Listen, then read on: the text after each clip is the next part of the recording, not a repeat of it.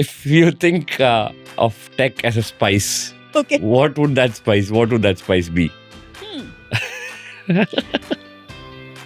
Well, I think it's like a chili. Chili, okay. Using it too much and using it wrongly will Okay. screw things up for you. the right quantity and the right way in which you use it. Some places you need to slice it. Some places you want to dry and powder it, right? So You keep going back to becoming a responsible enabler, right? You keep going back there. I think it's in my DNA. Yeah. That's nice. I think that is one important skill all entrepreneurs, all tech startups, tech companies need to learn, right? Being Yeah. responsible. It's not about just getting an investment in Yes. doing something, Yeah. making use of that money, going their way.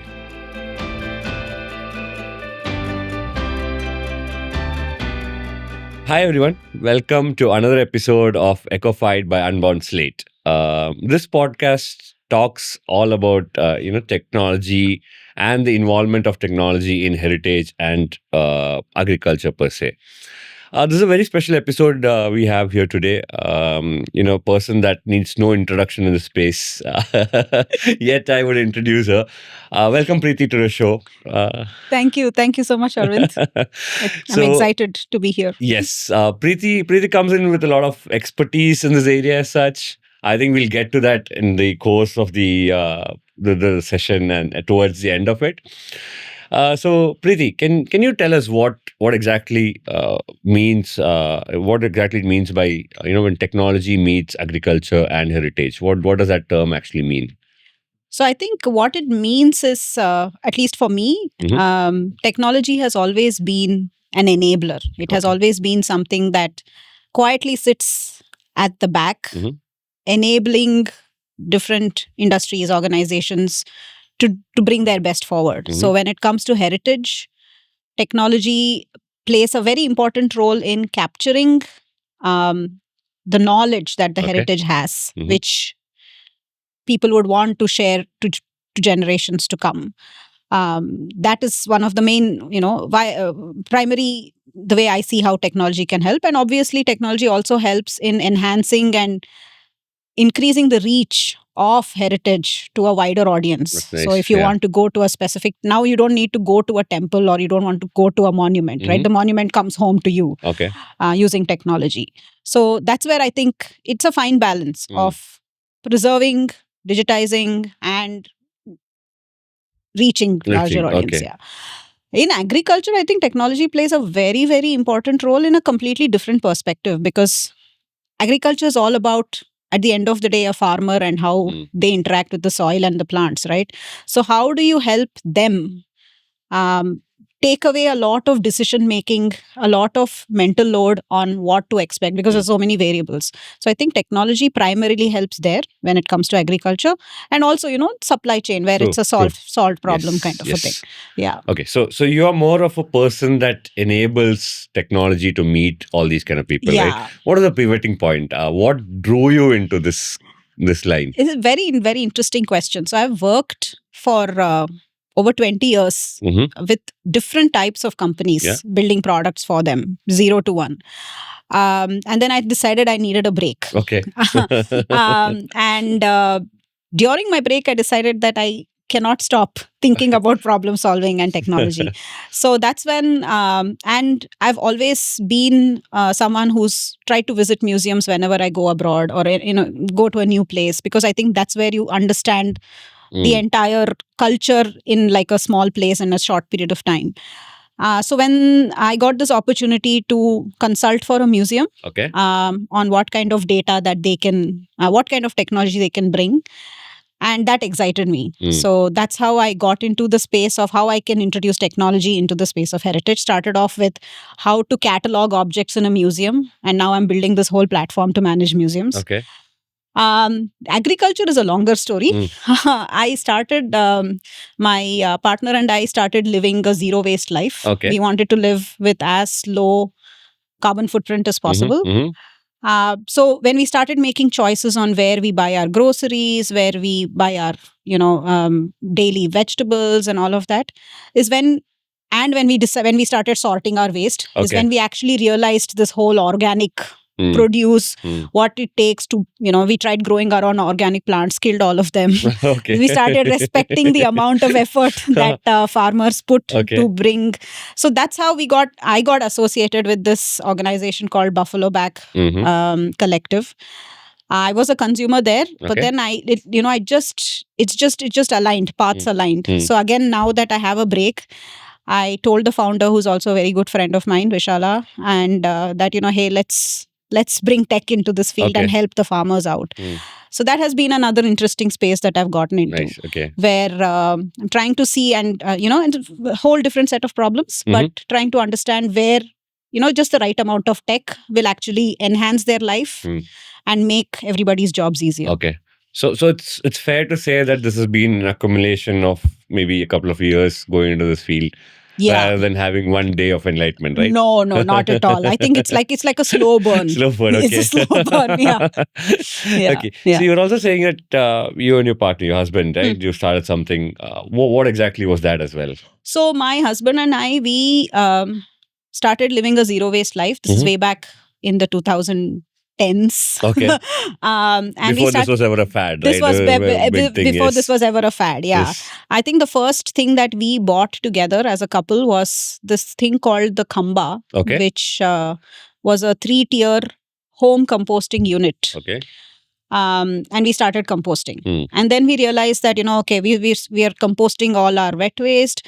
Now we have all this dry waste, and we realized that they can be recycled. So it was a very organic way of figuring out how we are consuming, how we are impacting our environment. And we said, okay, let's start blogging about it. Okay. So we started blogging about all our experiments. Then when we bought our house, we decided we were very insistent that we would buy a second-hand house. Okay. We didn't want to buy a new one. And whatever was already in the house, we wanted to use whatever wood, etc. was there to furbish the house according to our needs.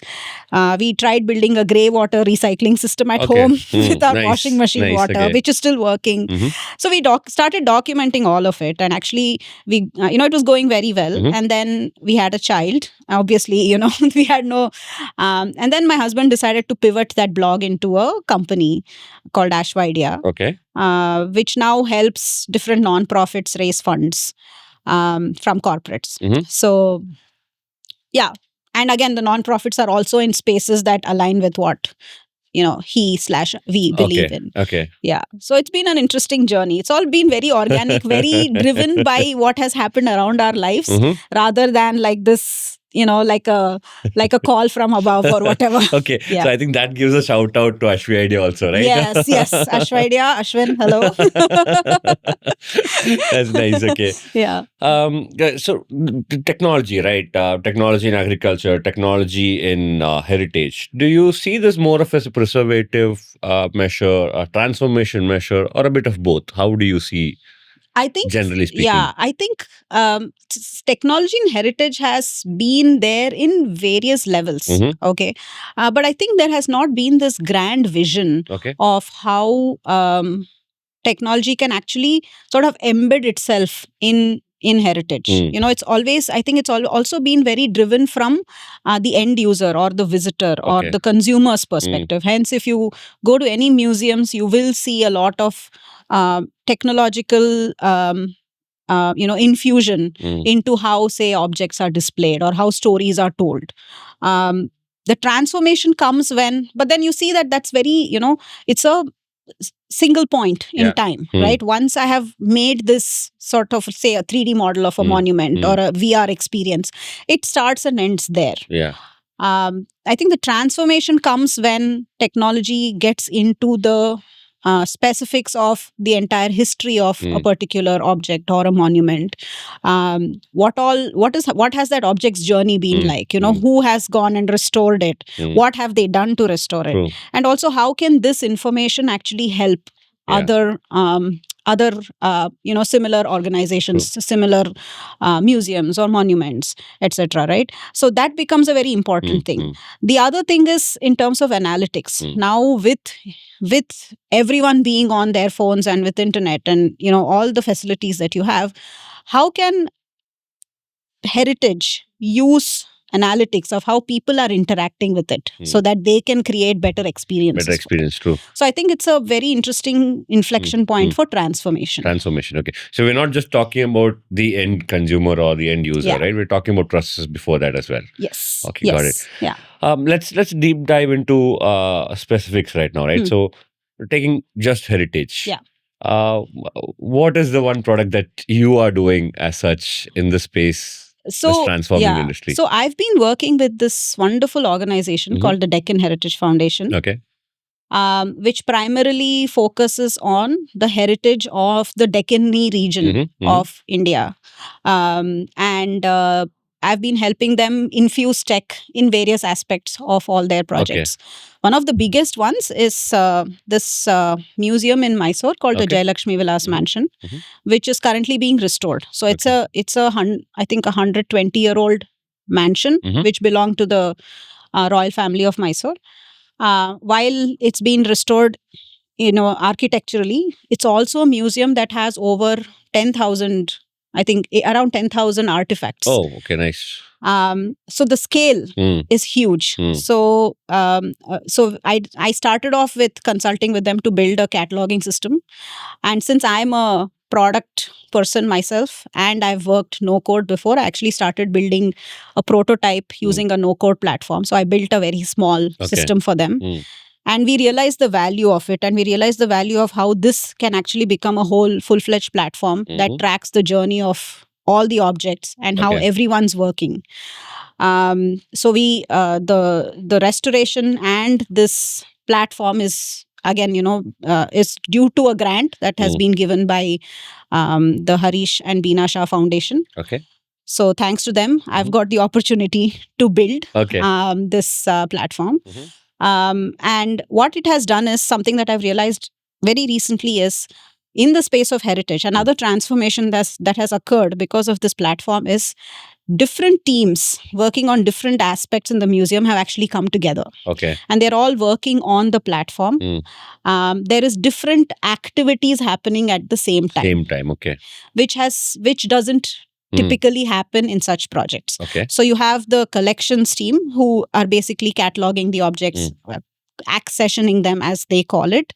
Then you have a digital documentation team that's actually photographing the objects, taking 3D models of the objects. Okay. And then you have an art conservation team that's actually doing a assessment of each object. They are restoring objects, and all of this is happening simultaneously. So no one's waiting on each person. Understood. Because everybody talks to the platform. So the work also has sped up. Like I think they've been able to go through accessioning more than half of the objects. Oh, nice. Okay. In I think less than half the time they would take if they had to do things manually. Okay. And everything is there for posterity. It's easy for them to go back to and refer. Consult with experts. So experts' data also gets into the platform. So building a very, very good knowledge base, which then obviously, we can do wonders with it. So it's right now it's called Nephos. Nephos, okay. Thanks to Dr. Helen, who's one of the trustees of the Deccan Heritage Foundation. Okay. She named it Nephos because Nephos means cloud in Greek. Okay, that's nice. That's a nice name. And everything it's a cloud. It's a fully cloud-based system. SaaS. Okay. Yeah, it's a SaaS. Okay, that's nice. Yeah. Basically, right. So when you say SaaS, when you say technology, when you say products, don't you think these local community, the people that are using these kind of measures, they're used to a certain way, right? So how did you overcome that? Was there any challenges? Oh yeah, there was a lot of challenges. And it's very interesting that when you come from building products sitting in offices, right? And most of my customers have been obviously other enterprises in my past life, right? But when you build something like this for a completely different segment like heritage, very interesting things come up. Like for example, the museum doesn't have internet. Okay. So what do you do with the cloud-based platform, right? True. You can have all your latest caching and everything you want, but the museum is a huge building and there is no internet. Okay. So the first thing I had to solve was this. They're like, Preeti, you've given me this platform. How do I fill up a simple form without internet, right? So we have to took a lot of, it was a two-way street. It was not me giving them something and say use it. It was them telling me how they can't use it and then how I could make it better. So I had to introduce offline features. And a lot of the experts, even like we have experts in the museum who have done like thesis after thesis on a lot of subjects. They're not at all tech savvy, so how do I get it? How do I build the product so it is simple for them? So there was a lot of resistance, but also it was very interesting challenges for me to face, and also for me to actually change my perception of how my end users are. Okay. So that it was a lot of back and forth, a lot of discussions, a lot, so now we've reached a stage where people are like, okay, yeah, I'm going to use it. Okay. But then they still give me feedback. They still give you feedback. Yeah, okay, got it. Yeah. So my goal is with AI, how do we simplify this even further? At least these people do own computers. They do know how to use it. But a lot of these traditional craftsmen who have actually either made these objects or who are going to restore these objects, how can they also contribute to the platform, right? So with AI, how can we completely eliminate a screen for them? That would be the end goal. That will be the end goal. Yeah. So essentially, the technologies that you're looking at are mostly AI, right? So is there any role of VR or AR, something like that? Yes. Okay. VR, AR, especially in the recent past, apart from my users, my end users and visitors, right? Apart from them, and we know how AR and VR enhances a museum experience for visitors, but they're also being used by the people working in museums for a lot of things. Okay. Like for example, for restoration, a lot of VR is used to, look at the 3D model and then try to figure out where what is wrong and try to make corrections, plan accordingly, restoration planning, conservation planning, all of that. Now there are VR uses that are happening. Okay. AR, I think primarily for the visitors. AI plus AR is another interesting combination. Again, for visitors, where we are trying to infuse that period in time into the current setup. Like you have these AR mirrors where you go stand in front of a mirror and you're dressed in the costume. And then you feel like you belong to that period. Okay. And with AI, you can make that entire period come to life faster than before. Yeah. Okay. So these are some of the That's nice. exciting things. Okay. Yeah. So I would say I am very tech savvy, right? Tech pro, I would say. Yeah. But India being a very traditionally and heritage rich country, Yeah. do you think there's a chance or a risk of somewhere the tradition or the heritage being lost in the digitization process?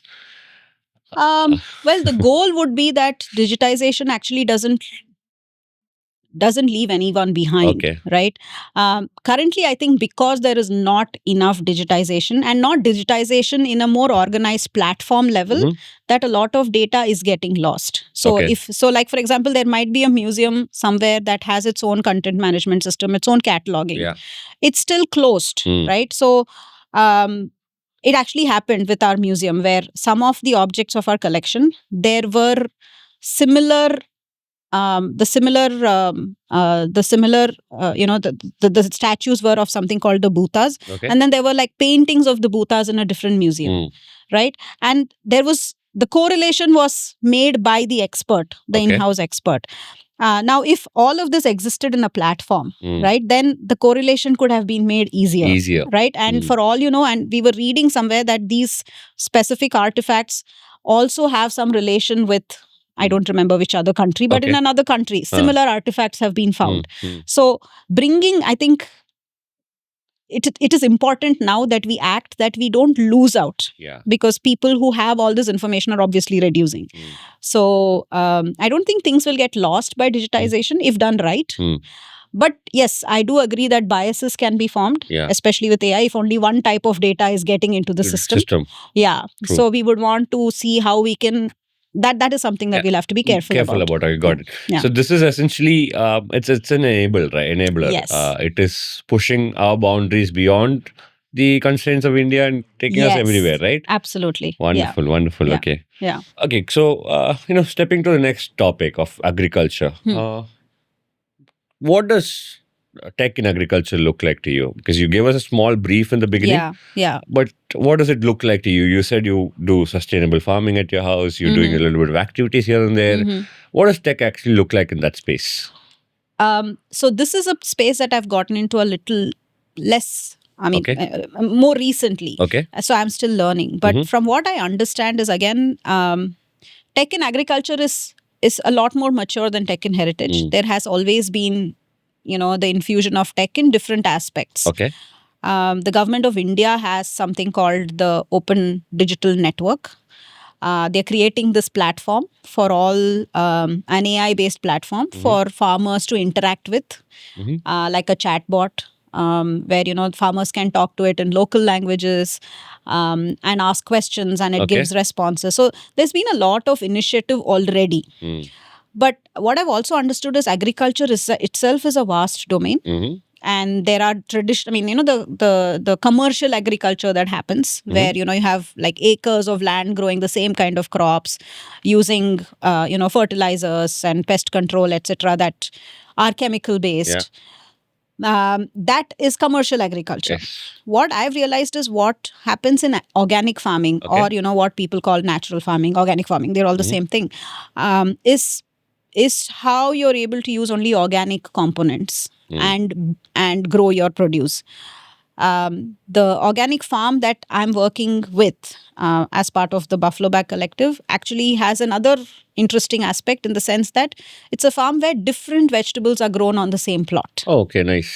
Yeah. Mm. So the idea is that, each family's needs are taken care of by a small plot of land that they sort of rent out, Okay. from the farmer.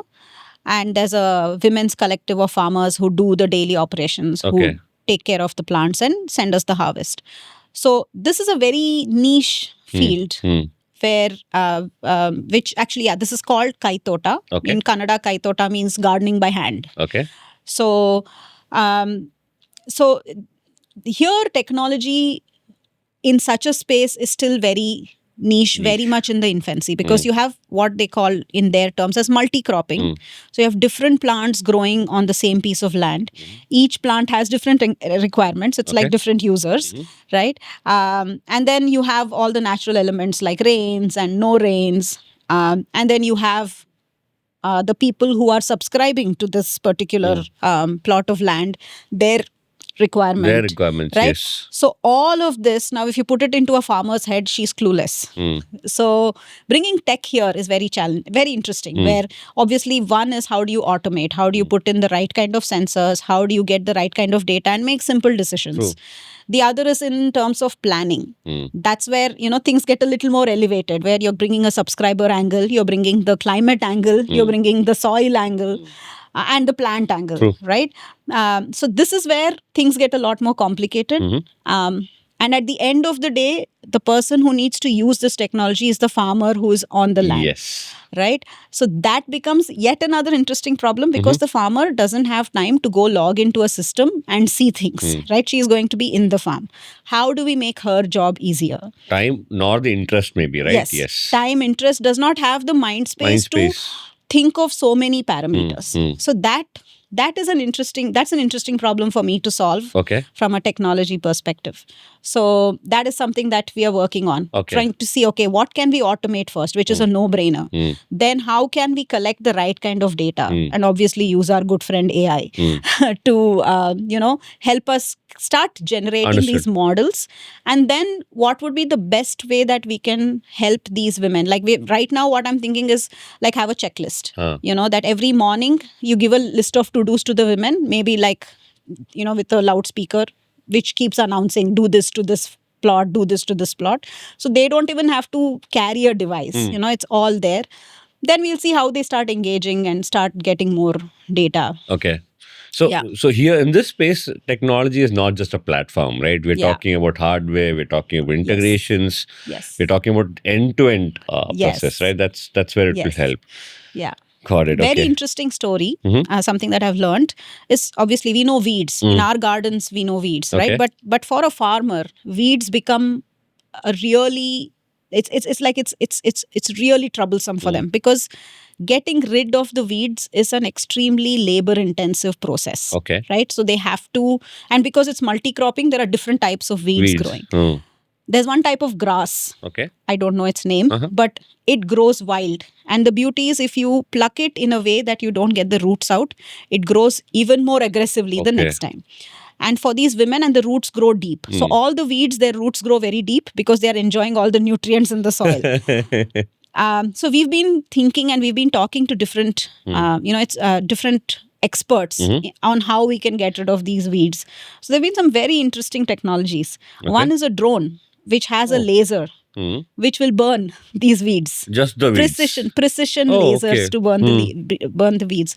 We're also now starting to work with this college in Bangalore called the RV College Okay. of Engineering, and their instrumentation engineering, computer science teams. Mhm. We're trying to see if we can build rovers that instead of drones flying, because of Yeah. obviously, can I build a little rover robot That'll that go can in actually and- walk on the beds, identify weeds and shoot them? Maybe not shoot them, maybe spray something. And since we're doing organic, that's another challenge, because we don't want to bring in any chemicals. We It's want to just oil. use, so very interesting concepts. It's not just software, it's not just AI. It also goes down to what kind of tools we can build, which will help these women and not add more to them. Yeah. I see a lot of these young generation, right? Young farmers doing a lot of stuff in Yes. this space, doing Yes. things. Yeah. How receptive do you think, from your experience, are they to technology and these kind of things? Because I'm sure you have your challenges with the older generation. Yeah. People still doing it the traditional way. You were telling me a story, right? Where you and your family and some friends went to a sunflower. Yeah. Yes. Yeah. And Yeah. everyone from the city was surprised to see it. Yes. And Yeah. the farmers were more shocked at seeing the reaction, right? Exactly. Yeah. So, So- there's actually a very wide disconnect between what happens in the rural areas and what happens in the urban spaces. Okay. Although, all of us do sit and doom scroll on Instagram and YouTube, that seems to be and everyone uses WhatsApp, but that's more as consumers. We just consume from these platforms, but the daily lives are very different. Surprisingly, the older farmers who have this wealth of knowledge, Okay. they seem to be more receptive, because they have seen years and years of things failing, and they've sort of gotten very adaptive. They're like, okay with, okay, you want me to try something new? Okay, let me try. The younger farmers, in fact, are a little more resisting to change, because they don't want their lives to be disruptive. And also, there are very few younger farmers. Okay. The youngsters from the urban spaces, they want to get full on into farming. It's still like sort of like this romantic idea for them. Okay. But even for us, when we started going into the farm, we were like, oh, we're going to go every weekend. And then we go do half an hour of weeding, and we know how exhausting it is. Okay. Right? So that's when, you try to see problems. So the younger, so what we want to do here also is, these younger folks in the rural villages, we want them to stay in the rural villages, use technology and make agriculture cool again, rather than come, because they come to the city, they become Uber drivers or, things where, they're not really adding value to their lives. It's just a source of income. We want to see how we can make improve their lifestyles, basically, right? Within this. make it something that they can thrive in. So that's where interesting infusion of technology would be good. Okay. But this technology, it comes with a cost, right? So is there an economic impact when you say drones, when you say rovers, right? Developing these rovers would take time and cost. Yes. How does it?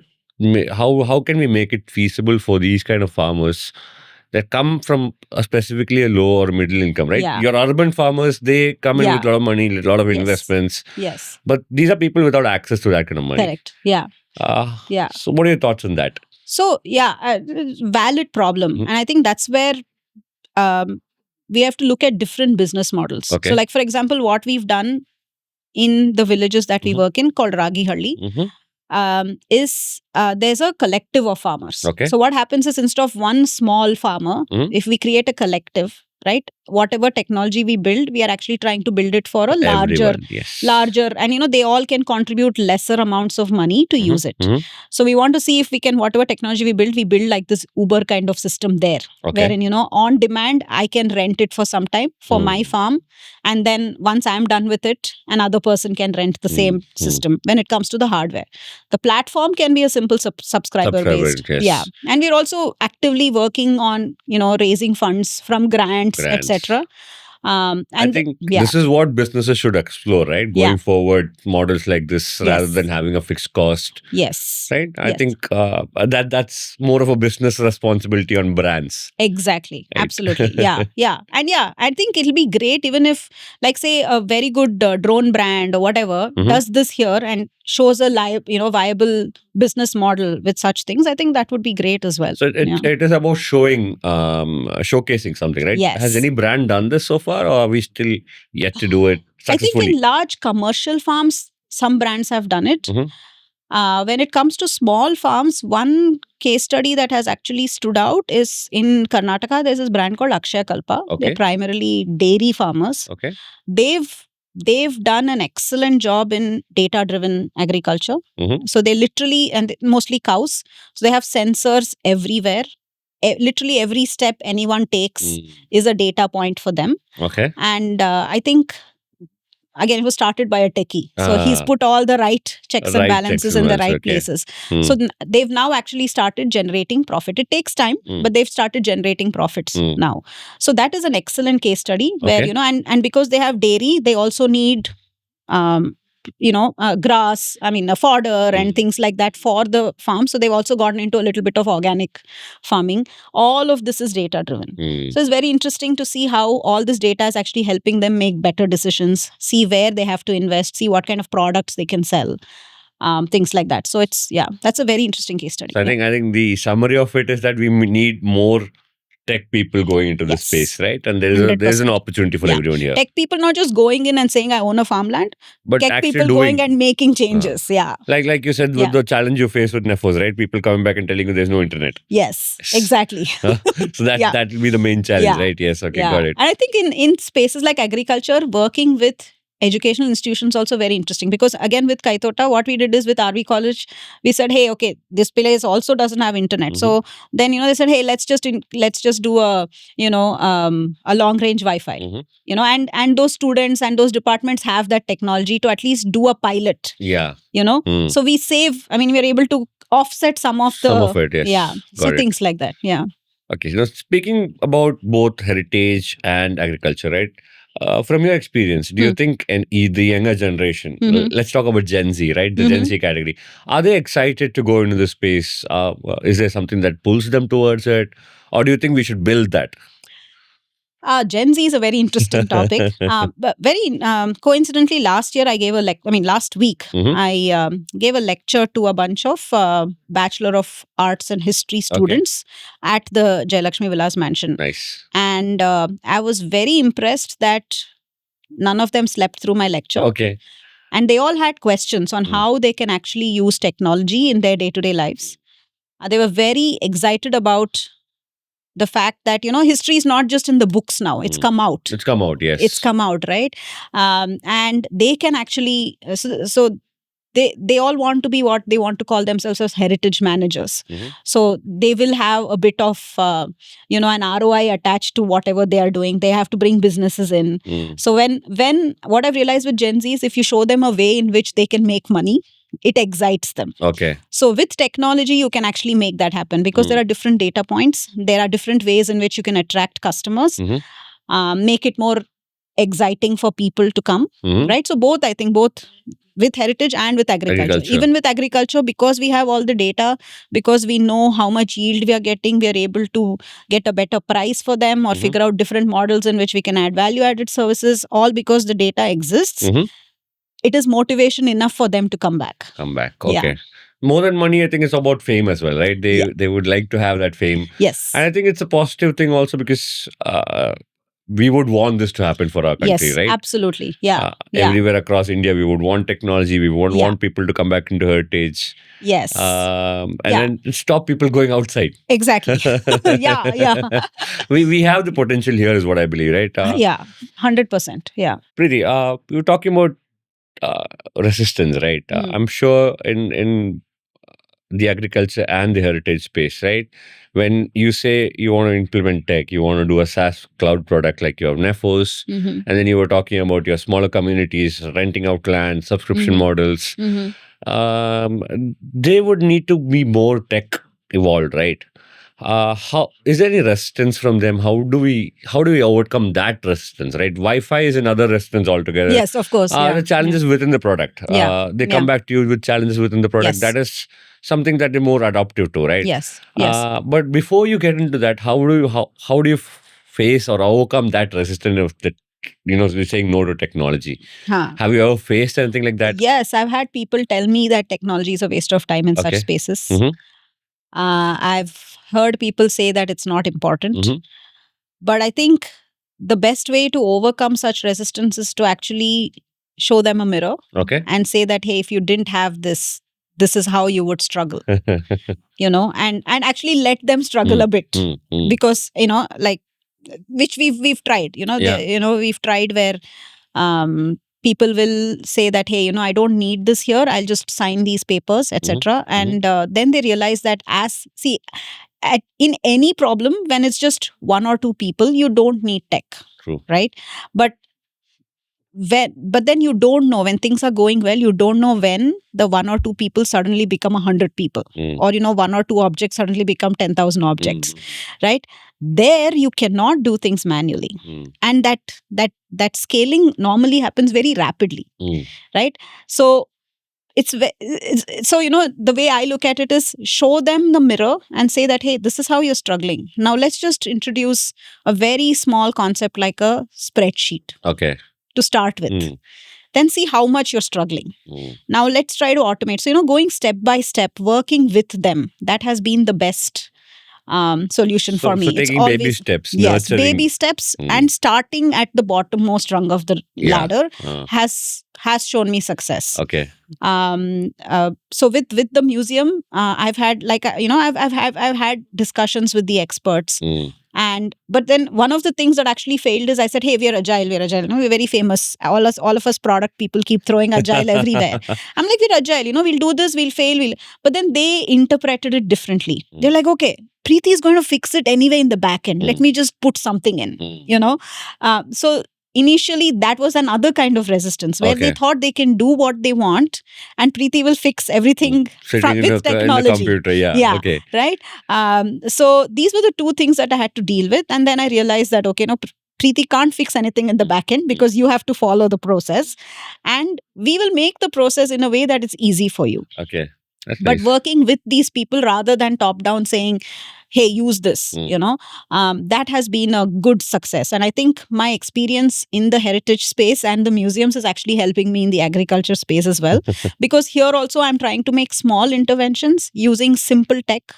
Like there's a farm manager there who, again, is very scared of technology. She doesn't even feel comfortable writing emails. Okay. She probably is the most comfortable sending me voice notes in Tamil. Right? So to a person like that, like for me to make her understand that her giving me a voice note is not going to help the entire community. Yeah. How can what she's telling me? So it should look to her like she's sending me a voice note, but instead of sending me a voice note, she's actually sending a voice note to a platform. Right? So making these small behavioral changes, that I think has been the most effective. And once they see value, the walls just come down. Yeah. Does it also come with, like you said, right? You're a woman farmer. Does it come with fear in the market that, resistance from the society, being a woman in the industry, being a woman in the space? Are they scared? Is it that they're scared, or they're, Well, yeah, there is a cultural issue for sure, that as of surprisingly, again, the women farmers that I work with, they are so so open to new things, you know. And like in Kannada, they tell me, akka ನೀವ್ ಏನ್ ಹೇಳ್ತಿರೋ ಮಾಡ್ತೀವಿ. Means, you know, you tell us, we'll do, because we Okay. trust you. They Okay. have full trust in what we do, because they believe that we've come there to help them with change. Okay. Very receptive to new things. The people, the where I see resistance is you know, I mean, and these women are not educated, right? The resistance come from the people who are educated, because they already have a bias, because they've brought up, you know, they've studied something. So these are the people that is harder for me to work, to change, than people who come as a clean slate, an Okay. unbound slate. Unbound slate. Yeah. So this is like Yeah. the saying that you need to forget everything that you learned Yes. and then restart from Yes. a new state, right? Yeah, Okay. yeah, exactly. Nice. Yeah, so Okay. so these women that way are very open to such things. Like I mean, you know, the sunflower story was this, that they would, as part of green manuring, they would plant a lot of these legumes and sunflowers, etc., in the fields, and then they just roll a tractor all over them for manuring. So when we visited it before the tractor rolled, thanks to the rains, and we saw like a field of sunflowers, and the urban people went nuts, Okay. right? They were very surprised. They're like, why are you going nuts on something we want to destroy? But immediately they saw value, that, okay, people in the cities want to see, want to have sunflowers in their house. And they said, okay, let's just grow it. You know, it was so easy for them to switch.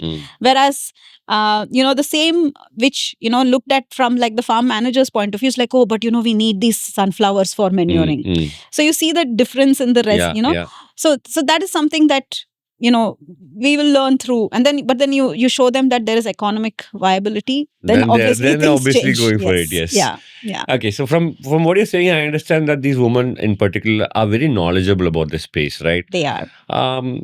Yet I, as a person, don't see them coming out, don't see these Yeah. kind of news coming out. Yeah. Maybe I'm not in the space, right? Yeah. But how does such news come to me? How do we make sure that such information or such knowledge comes to me as well? You know, Yeah. me as in generally General speaking, public, yes. general public. Yeah. Because Yeah. we might not be following the space as such. You being in the space would know about this. Yeah.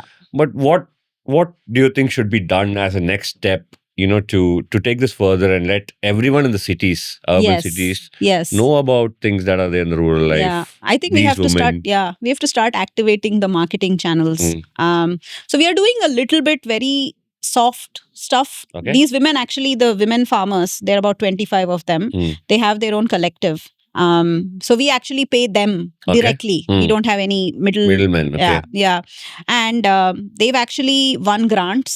They've gone and won a prize from the Deputy Chief Minister of Karnataka. Nice. Okay.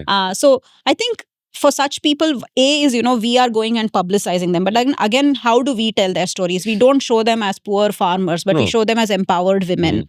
And we help empower them. So it's like a two-way thing. What we can do from our capacity is obviously amplify their stories, and through technology again, because that's the fastest way you can amplify their stories. But I think a lot of groundwork on giving them the confidence to actually come up and talk. Exactly. Yeah. Very interestingly, even in the museum, even though we have people who have like degrees from one of the best colleges in the arts and conservation space, they also don't really come forward with their work. So while we have an outreach team who's actually putting things out, you know, but it's still, again, it's all, and the beauty of both these spaces is I'm working largely with women. Okay. Which again is very new to me, because I've always worked in a male-dominated environment. I'm usually the only woman in the room. So it's been very interesting to work with these people.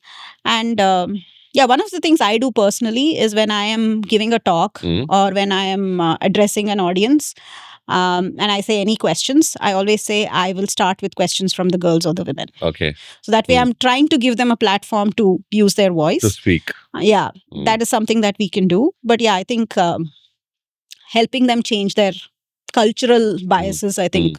It's a slow process, It's right? a slow process. I think from where we were maybe 100 years ago, Absolutely. we've grown a lot and it's still growing, right? Yeah. Even 5 years ago to now. Yeah. Yeah. There's a drastic change even now. Yeah. Got it. So what are the bad things you've heard about Nefos and the project that you've done in the agriculture space, right? What are the, let's say, bad things? What bad things, I think, I think one of the main things when it comes to building technology, is the expectation. Mm. So again, the people who use Nephos or who are going to use the agriculture in agriculture, they have all used WhatsApp, they've all used Google, they've all used YouTube, Instagram, right? So they expect that the product we are building from scratch Should be like meets that. those standards from day one, Okay. right?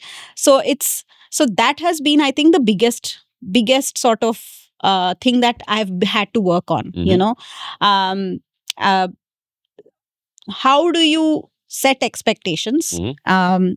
and also ensure that the team is building something that is like I have to keep telling these people that, hey, see, we are sitting and coding this from scratch. We use certain things that are already available, but there will be usability issues. And the other thing culturally is that people don't want to give negative feedback. So unless it escalates to a level where they are extremely fed up, you will not know, right? Okay, Right? that's where the technology actually will break then, Will right? break, Yeah. yes. So that's how, that is a very, very thin line to work on, where it is important that you are constantly communicating with the people using the platform and ensuring them that you're not going to get offended if they say something's not working. Yeah. So you need to be more proactive. More proactive. Okay. Yeah. So I think that is the main challenge when it comes to building something from scratch, Nice. especially since we have such great competition. But yeah, so I also tell them that, hey, this tool you're using has been in the works with large teams for many years, and hence it's become this comfortable for you. True. We learn from it, but we can't expect to be that same level on day one.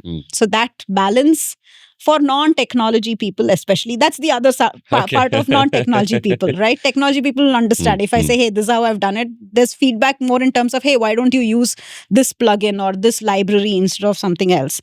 But with these people, it's like, hey, I can do this in WhatsApp. Why can't I do this here? Yeah, true. Yeah. Okay, spoken like a true enabler. You put a positive spin to a negative question, right? So let realize me it. ask you a positive question. What are the good things you've heard? Well, I think, like I said, it's been a game changer in terms of the fact that different teams have been able to work together on a specific object simultaneously. Otherwise, it was a very slow process. The speed, and the fact that the amount of data we've collected, the knowledge base just keeps growing, and sort of, best practices are evolving. Because they themselves realize that, hey, I'm doing these 3 steps for these type of objects. Like, okay, let's put it as best practices, so that if someone else comes with a similar object, there's a best practice available.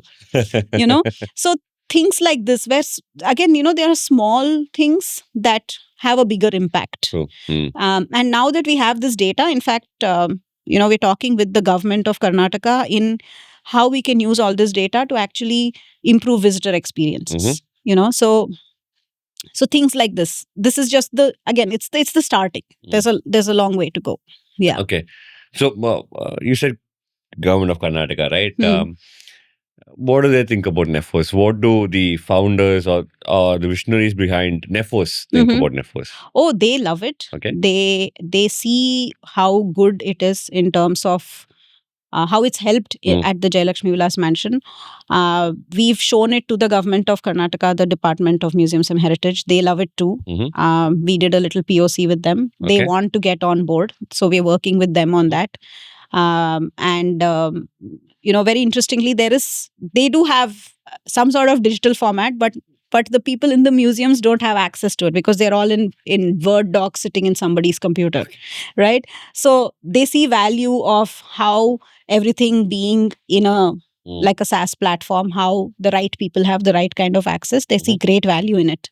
So they want to get on board. We're working with them on that, hopefully soon. Nice. Yeah. And very, very, and the department has been very, very open to anything technology, and they see great value. The caseworkers we talk to the commissioner, they see great value in what we've built, and they see how it can actually help them, like go leaps and bounds. Okay. Got it. Nice. What boundaries do you think, when we say tech is evolving, tech is being integrated, tech is being doing that, this, traditionally, heritagely, what boundaries do you think tech should not cross when it comes to the cultural roots? Yeah, I think it's a very interesting question. I don't think I have a direct answer for it yet. But I think starting with basics of the right people. We should know who has access to add Mm. data, Mm. right? One is consuming, Mm. but the person who's adding data about that specific heritage artifact, they should be qualified to do it, Mm. right? It should, it's not like a Wikipedia where everyone can add. Yeah. Or even if we were to build like a Wikipedia, there are people who add, but then we do need to have gatekeepers to ensure that the data is not getting corrupted. There should be enough validation. So what we've done in Nephos is whenever someone writes about a historical description, we have places where they have to mention references, right? So that way we are trying to keep a check on, it's not somebody's whims and fancies that Or is getting in biases, there, like you and said. biases. Yes. Yeah. So that is something. So I think I think tech needs to provide these gatekeeping systems and processes to ensure the data doesn't get biased or the data doesn't get corrupt. Okay. I don't think there's anything that tech needs to be restricted off. It's more about how people are using the tech in these spaces. I think that would be the primary thing especially when it comes to heritage. Who is allowed to add information? Yeah. And when they are adding information, they should add it responsibly with the right kind of references. That is So essentially, tech is not something that will take over jobs or take over. No. In this space, especially, it's very difficult. Yeah. So you would say that we need to have manual intervention, right? Absolutely. Yeah. and- Especially, what? In fact, this is something that I've spoken with the trustees of the Deccan Heritage Foundation as well, is that this tool is actually going to help give more jobs, because now, like how you have these SAP engineers in software, people who learn a tool and then they come and implement it for different companies. That is how we are seeing Nephos. And because in Nephos we are building best practices, we are building systems and processes, right?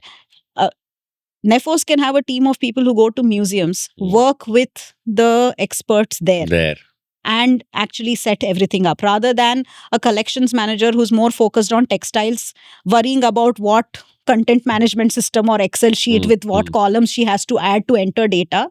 A Nephos engineer goes there and actually does it for her. Yes. Right? So it actually streamlines and helps people and actually makes more jobs. So this part of educating these people, right? I think this also would be very crucial in overcoming the barrier of technology acceptance, right? Yes, correct. Yeah. Got it. So are you planning or thinking of something in this space that you want to do for the farmers especially?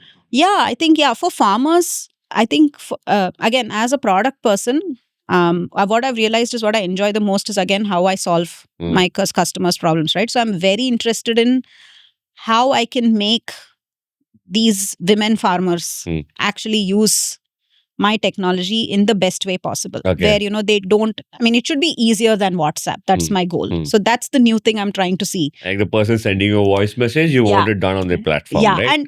And not just, so currently what happens is most platforms, they're like a, like a one conversation, right? So I, as a farmer, tell the platform, hey, I have this pest, what do I do? The platform gives me recommendations. But then the journey stops there. Can I do something more? Yeah. How do I become a farmer's friend? The platform becomes the farmer's friend. Yes. And they don't have to learn anything new. I think, and how can I automate as much as possible? As much as possible. Yeah. Got it. Yeah. So from the conversation, right, this conversation and conversation in the past, I see you of more of a responsible enabler, right?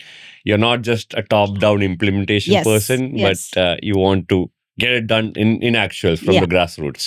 Yeah. How do you think tech would be placed in tech and heritage or agriculture in the next 10 years?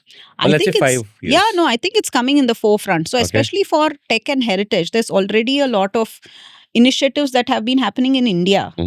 There is this organization called NICE, whose conference I recently attended, where I saw case studies of different ways in which tech is playing a role in the heritage and culture space. The simplest ones are what we see as ads on all our social platforms. You have these marketplaces where different techniques, different arts are actually being used to make different types of merchandise. Okay. Right, that is one stream that we see a lot of. Mhm. Now you have artists who are using technology to build murals across the city, using technology to design the murals, which make use of lost art. So there's technology is now playing a very important role in all these places, but then there has to be one place where all these are on, like an Yes. aggregation. Yes. I think in the next 5 years we will see a lot of aggregations, a lot of people, symbiotic Okay. systems in place. That is what I see in heritage. Do you Yeah. see a person like Elon Musk building a all-in-all app like X for this as well? Do you see something I like don't that? know if it will be Elon Musk, but I hope somebody does. Okay, somebody does for this space. Yeah, Okay. absolutely. Yeah. And I think the revolution will be in the fact that people who've pretty much just been in the back burner, kind of, who've been writing or who've been doing the arts and crafts, they are suddenly, I hope to see them coming to the forefront, them being able to, improve their lives as well. That's Yeah. nice. Okay. Yeah. So, thinking about the future, right? What is one thing that excites you the most? Thinking about the future. Interestingly, no, I think thinking of the thing that probably excites me and scares me the most is definitely AI. Okay. Because now, all of us are experimenting with it. But like how doom scrolling was once exciting has now become literally a lifestyle disease, I'm hoping that AI doesn't go that route. Okay. And we are able to use it in the right way, because it will simplify. It will simplify a lot of things for a lot of people.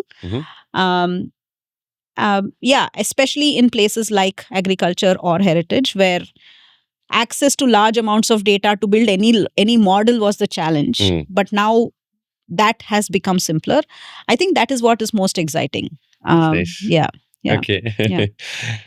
That's wonderful. Where do you see the involvement of young creators, technologies moving forward?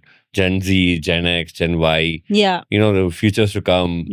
Because by the time I think you understand Gen Z, another generation is going to come. Absolutely. I just got to know from my daughter, who's 10 years old, that she's a Gen Alpha. Gen Alpha, yes.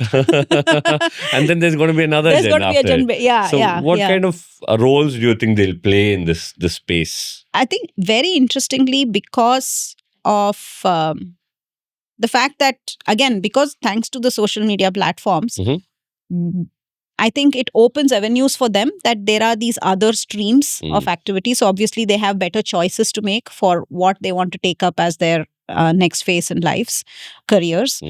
And when there's already a technological framework available, it makes it easier for them to get into it. And obviously, since everyone's talking about influencers, I think they will play a major role in terms of using technology, going to those places, again, using different other kinds of technology, like a setup, creating content in a way that attracts people like them. And obviously, they'll make such things more viral.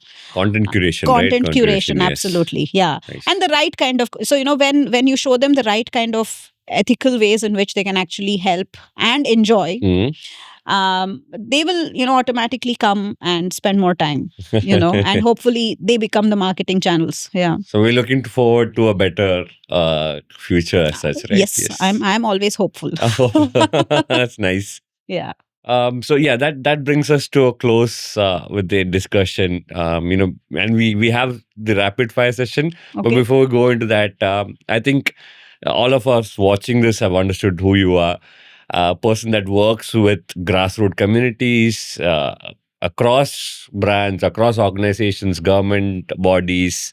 Yeah. You're actually a person that enables technologies and connecting them with organizations that need technology. Yeah. Is there anything more you would like to say about yourself that I think will add value? No, I think my happy place is solving problems with technology. So I've always looked at what kind of problems, what kind of challenges can we solve with technology. I think that's it. it's been an interesting. It has been an interesting evolution. I think let your work speak louder than your words, I hope right? so. Yes. Yeah. I Yes. should focus on letting my work Work speak louder now. Now I'm Yeah. sure Yeah. once you have your Nephos, you have other things going on. Yeah. And I'm sure more people are going to be receptive to this and going to integrate this, Yeah. and we're going to see more of Nephos in the future, right? Yes. Hopefully. Yes. Yeah. That's Yeah. nice. Yeah. Okay, so let's move on to the rapid fire session, Sure. right? Sure. Uh, Should I bite my nails? oh, maybe. What is one tech trend that you wish people understood better? AI. Obvious. Oh, Yeah. Simple, very simply is now ChatGPT, Gemini, all of it has made it so easy for you to access, to Mm. ask AI something and it gives you a response, right? But that's not the start and end of it, Mm. right? The amount of, again, coming back to like, it's very easy for anyone to say, hey, can you build a ChatGPT for me? Mm. But the amount of complexities involved in building such a thing is True. something that people don't understand. And also the responses that you get is not true. That is another thing that people don't understand, especially the younger generation, right? So I would say that needs is to be valid checked as yeah, well, right? yeah. So people need to understand it better to use it better. Okay. Yeah. What's the next site you would like to digitize? Well, I would like to digitize all the museums of Karnataka, Okay. then go global. Any museum in particular? Well, the Bangalore Museum, Okay. Government Museum Bangalore is another very interesting space. mhm. Again, has a variety of objects. Very interested. And then they have a large collection of coins, which I think will be very interesting for us to see what we Yeah, can do with. Nice. Yeah. Okay. Yeah. What would you say is your favorite agri-tech startup at the moment, if you have any? My favorite agri-tech startup, I don't remember the name Okay. of it, but I liked the simplicity of it. It's based in the Northeast. Mhm. It's a startup which again has built an AI chatbot Oh. which can understand the vernacular language of the tribal spoke in the Northeast region. Oh, okay. They grow oranges. Mhm. And so the founder actually showed me a video of how an absolutely illiterate lady used his app to talk to the platform to say that something was wrong with her orange plantation, got measures of how she can fix it and went and fixed it. Oh, nice. Without anyone, all that somebody told her was they only helped her install the app. Nice. So I think that was a game changer for me. Yeah. I think if you guys know what the app is, maybe just comment down. Yeah, let us it know. would be great. I forget the name of it. If you're seeing it, please let me know what the app is called. Yeah. We talked about a lot of technologies, right? So there's augmented reality, virtual reality, drones. Yeah. What is one technology apart from AI that excites you? I think virtual reality for sure, Mhm. because I think it gives you access. And it's a whole new world, right? With that technology, you can actually attract the younger generation with games and stuff. People who cannot. There's this one story I read about caves in China, Okay. which are in a very bad condition, but they have extreme cultural significance to the locals. So someone wanted to visit the caves, but she couldn't because it was in a bad shape and they were in the midst of collapse. So they actually put the Apple Vision glasses on her, and she could experience being in the cave, and she was emotionally moved. Like she cried. She felt like she was in it. Oh. So such experiences, especially Nice. for the elderly who cannot really visit a place, but they've always wanted to. So I think that is a very this. It's like crossing off your bucket list. Yes, exactly. Things in your bucket list. Yeah. So Nice. it can do multiple things. One is bring reality closer to you. The other is make it more exciting for people. Yeah, I think that's another interesting space. That's nice. Yeah. So, having worked with a lot of people in the rural parts of India and being from an urban part, what would you say is one myth that goes around rural India and tech combined? The one myth, is that people in rural India don't understand tech. Okay. I think they understand tech. They understand They don't need anyone's help to use tech. Yeah. essentially you would think that there is no mobile phones, there's no Oh, yeah. smartphones, all that has changed, Yeah. right? Absolutely. I think many of them have iPhones now. They do. They do. Yeah. The youngsters will take loans and get iPhones. Huh. Then they give their older phones to their parents, Which is also a smartphone. which is isn't also a it? smartphone. Hmm. And they use voice extensively. So WhatsApp, more than texting, they use a lot of. So they're conversing with each other with voice notes. Yeah. Instead of Especially, messaging is more, So even though you're illiterate, you're actually communicating, which I think is excellent. and you're making use of technology, Absolutely. right? Yes, that's nice. Okay. Yeah. One fun question, right? Okay. If you think of tech as a spice, Okay. what would that spice be? Well, I think it's like a chili. Chili, okay. Using it too much and using it wrongly will Okay. screw things up for you. the right quantity and the right way in which you use it. Some places you need to slice it. Some places you want to dry and powder it. Right.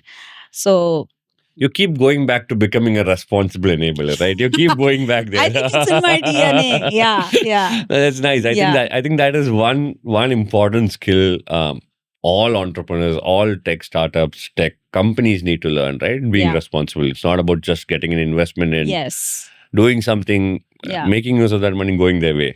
How about that? Exactly. Yeah. I think that, I 100% agree. I mean, if someone's trusted you by investing in you, then I think you need Being to do the that right enabler thing. is very, very Yes. important. Yes. Okay, got Yeah. it. What is one product that you would like to invest in today? If I say I give you $1 million, Mm-hmm. you say that you would like to invest in one product. What is something that you would like to do? Be it your own product, anyone that's Yeah. already done Yeah. something. Interesting question. I think I think any product that helps non-tech people Mhm. build simple applications for themselves. I know it's right now it's the buzzword, Mhm. but even a simple thing like I mean, I used Google App Sheet. I know it doesn't need any investment, Okay. but a tool like that would actually be a game changer for a lot of people. Mm. Where I can just I as a student want to build a study journal, Mm. right? I don't have to waste my time looking at different apps because I want something very custom for me. Mm. How can this tool make it happen? That's nice. Yeah. And you think there's a space for that? I think the space is getting crowded. But I feel like the space is still targeting a different segment of people. Okay. People still who understand at least how to create a database, like basic computer science, but something that gives the value of a good software product that is well architected, but to a person who doesn't really need to understand that. Yeah. Got it. So that gap you see, right? So Yeah. maybe we'll see something like that coming up. You never know. Yeah, hopefully. Yeah. In one word, Mhm. if you can describe India's tech future, Mm-hmm. what would it be? One word. Colorful. Colorful. Okay, Yeah. that's nice. I'm not going to go into that. Let the imaginations run Yeah, wild, right? absolutely. Yeah. Let all the colors run wild. Let Yeah. people have their own perception. Yeah. It's going to be very colorful. Yeah. Okay. Yeah. Being a little more, explanatory. What is tech in one sentence to you? Well, in a one word, it is an enabler. But yeah, technology is, in one sentence. Okay. I think it's part of our lives, Yeah. whether we like it or not. How we use it is what matters. Yeah. That's nice. Yeah. Okay, I think that sums up the rapid fire round as well. Thank you. It was a pleasure having you here with us, Preeti. Thank you so much for joining us. And thank you so much for having me. This has been my first podcast and I've thoroughly enjoyed it. And I hope we have more to come, right? Yeah. Yeah. So, everyone watching, if you have had a good time, if you have any questions, feel free to reach out to us and me and Preeti will get in touch with you directly. Yeah. Get you into the heritage and the agriculture space in India. Yeah, absolutely. Yeah. Thank you. Yeah. Thank you.